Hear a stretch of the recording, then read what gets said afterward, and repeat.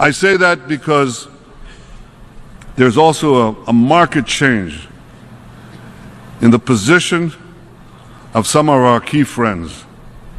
Thanks to President Trump's unequivocal support for Israel in this body, that positive change is gathering force. So thank you, President Trump. Thank you for supporting Israel at the UN. And thank you for your support, Ambassador Nikki Haley. Thank you for speaking the truth about Israel.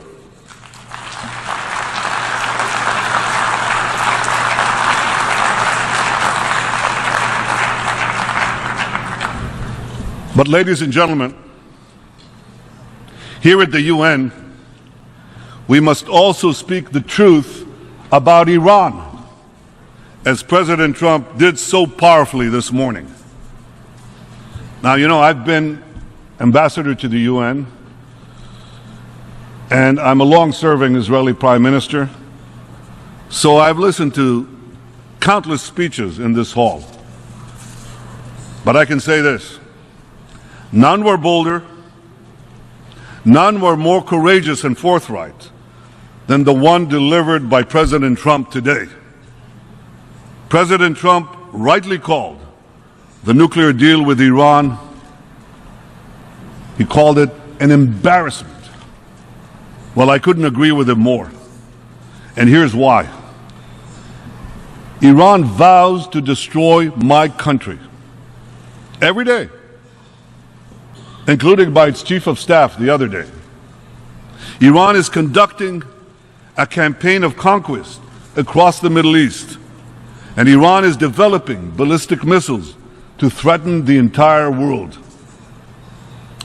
2 years ago, I stood here and explained why the Iranian nuclear deal not only doesn't block Iran's path to the bomb, but actually paves it. Because the restrictions placed on Iran's nuclear program have what's called a sunset clause. Now, let me explain what that term means.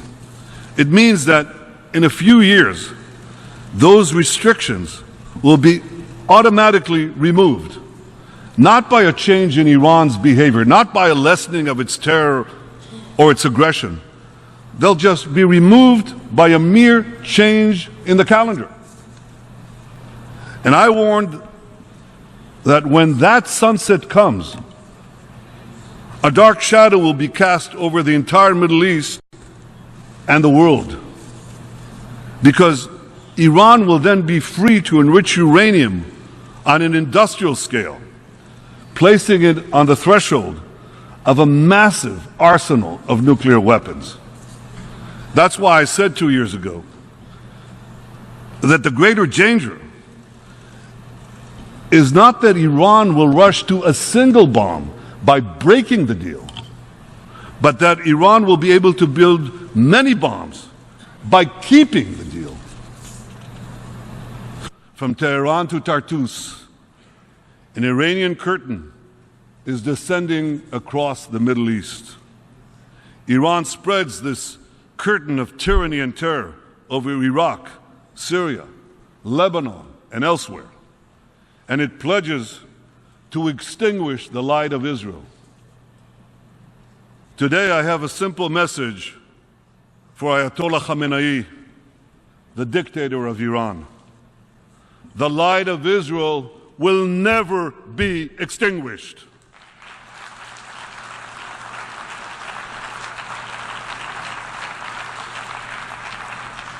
Netzach Israel lo yeshaker.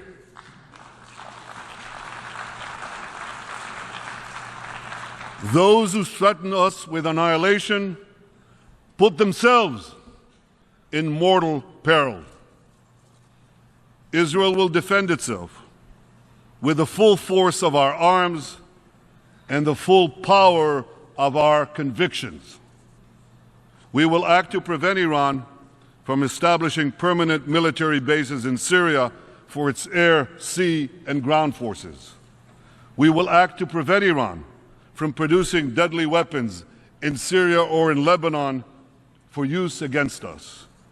And we will act to prevent Iran from opening new terror fronts against Israel along our northern border. As long as Iran's regime seeks the destruction of Israel, Iran will face no fiercer enemy than Israel. But I also have a message today for the people of Iran. You are not our enemy. You are our friends. Shoma duste ma hestid.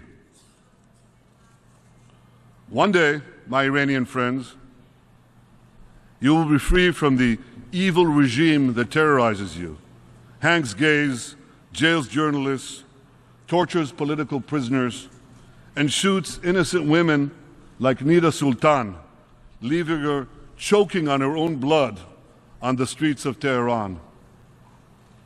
I have not forgotten Nida. I'm sure you haven't too. And so, the people of Iran, when your day of liberation finally comes, the friendship between our two ancient peoples will surely flourish once again.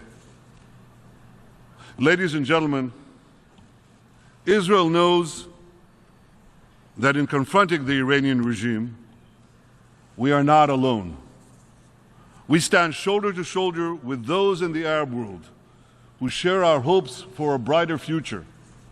We've made peace with Jordan and Egypt, whose courageous president, Abdel Fattah al-Sisi, I met here last night.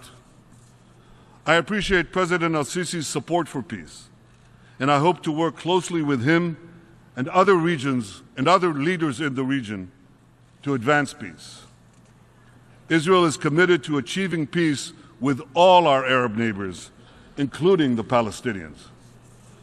Yesterday, President Trump and I discussed all of this, at great length.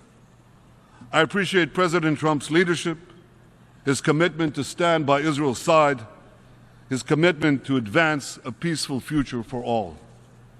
Together we can seize the opportunities for peace, and together we can confront the great dangers of Iran. The remarkable alliance between the United States and Israel has never been stronger, never been deeper. And Israel is deeply grateful for the support of the Trump administration, the American Congress, and the American people.